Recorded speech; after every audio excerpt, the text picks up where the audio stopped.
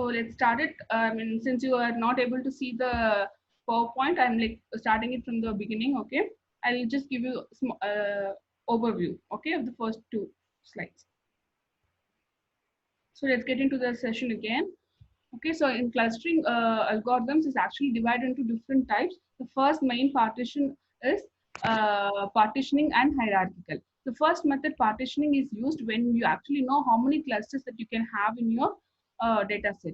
And if you're not sure how many clusters that how many clusters or groups that you can have in your data set, you can go for hierarchical. The algorithm takes care of how many clusters that you can have in the hierarchical partitioning method.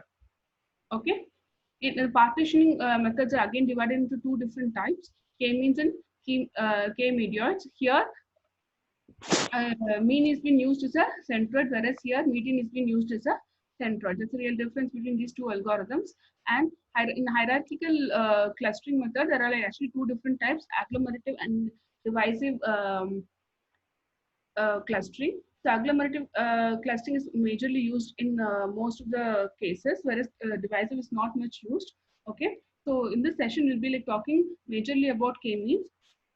Okay, so first we have to know when you have to use which algorithm. Okay, because you cannot actually predict which algorithm I have to use. It actually depends on the type of the data that you're dealing with and what you're trying to achieve. What is your end goal? Okay, so most of the times these clustering algorithms have been used as a descriptive or exploratory tool, because you're trying to understand the data before doing any other analysis. You can just like put your data into these algorithms, and you can try to analyze what the nature of your data, what is it totally all about. So that's why it has been called as a descriptive or exploratory tool. So as I told you earlier, partitioning methods are used when you want to classify the objects, I mean your data points, into k clusters, into how many ever clusters that you want. So if you want your data to be split into like 5 clusters, you have to mention k equal to 5, and then you can perform the clustering. Okay, so if you really know how many clusters that you want in your data points, you can use this partitioning methods. Otherwise, you have to go for hierarchical methods. Okay, so here we'll be like discussing about k-means. So it's actually based on the centroid. Centroid here, the mean is being used as a centroid. Okay, so we'll be like computing the mean of distances between different points. Okay, to form a cluster. So here your input will be k. So here you'll be like mentioning how many points that you might be like, how many clusters that you will be creating out of your data points. Okay, so you'll be having n objects. I mean, your number of rows is n, that is called as object, and number of clusters that you're trying to create, or the groups that you're trying to create, is k. Okay, so you'll be having a intra-cluster similarity very high. I mean, the similarity between the clusters will be less, whereas the similarity of objects within a cluster is usually high. Okay, so this is being measured through a mean value. So you'll be like computing the mean value, and this mean value is being considered as a cluster centroid or a center of gravity. Okay, for k-means, mean value is computed and it is called as a centroid. So I think we had 2 questions here. So some of them are not able to connect to the meeting. There are 8 left minutes. Okay, guys, Deepak, I think it will be taken care. So it will be like extended. Don't worry about it. And Mohammed, if some of them are not able to get into the meeting, they'll be like marked absent for this meeting. Okay. Okay, ma'am. Please take it. Note it down. Okay. Yes.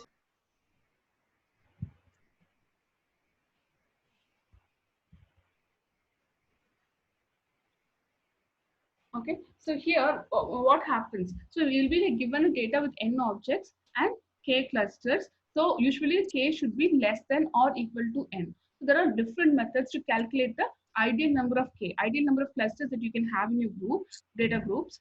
But it always remember it should be always less than n, and we'll be like discussing about this in our next session. Okay, how you can like get into an ideal k for your data points. Okay, so here the clusters are formed so that in such a way when your objective partitioning criterion is optimized. So you have a criteria when this objective partition criteria is optimized, only these clusters are formed. So this is actually based on your similarity or dissimilarity function based on your distances. Okay, so we were like able to compute distances based on your Manhattan or Euclidean distances, and based on that only, so these clusters are being formed. So the objects within the cluster are similar, and the objects within the different clusters are dissimilar. Okay, that's how the clusters are created. So this is our working principle for k-means. Okay, let's see like how k-mean algorithm works. So first, you are mentioning the number of k's as an input along with your data points n, and the centroid is computed. Here actually the centroids is being assumed based on the numbers of k. So if you are like saying k is equal to 5, the 5 centroids are assumed. If it is like 2, 2 centroids are assumed, and the distance is computed for each of the object with from the centroid, and based on the grouping of the minimum distance. I mean, the minimum distance is like computed for each of the object with each of the centroids. I mean, you compute distances for each of the object with each of the centroids, and you take the minimum distance between an object and a centroid, and you assign that object to that minimum centroid group. Okay, so that I'll show you example like in the forthcoming slides how this calculation is done, so that you'll be like very clear. And then what happens if there is no objects to move, all the objects are moved, I mean you can end the model. Otherwise, if you still have objects to compute, it goes on. Okay, so this cycle repeats. So first what we do, we actually randomly select the k values, and then we assign a cluster mean or a centroid, and then we compute the distance between the object and the cluster mean. And then what happens, we assign it to the cluster which is more similar.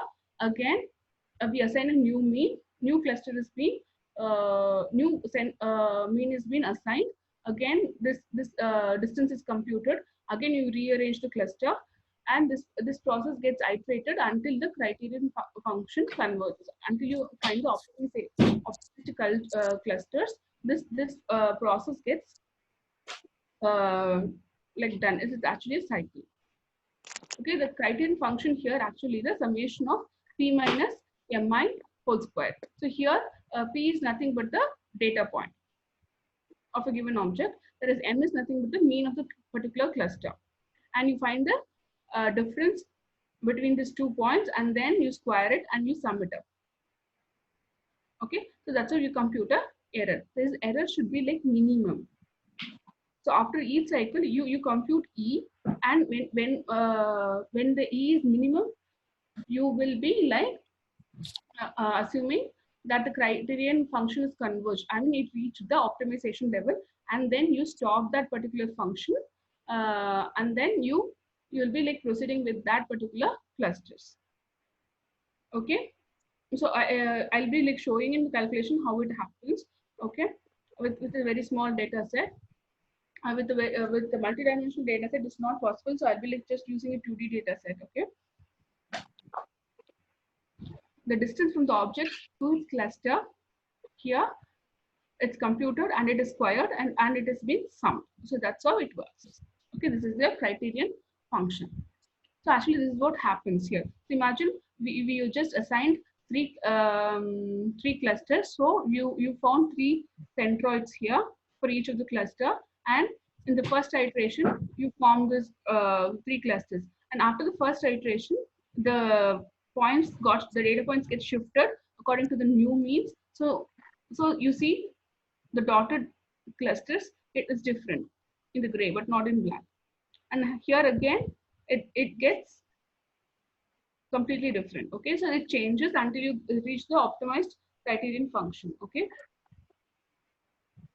so here your input is nothing but k and d and n. So k is nothing but your data set, and n is the number of objects, and k is the number of clusters. And finally you will get an output which is your clusters. You will get a cluster which is your output.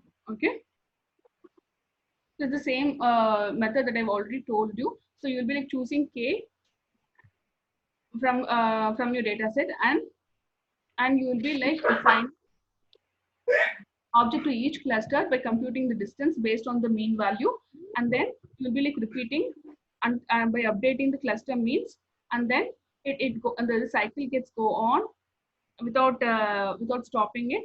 And if there is no change in your mean or your centroid, you will be like stopping it, and then you will be like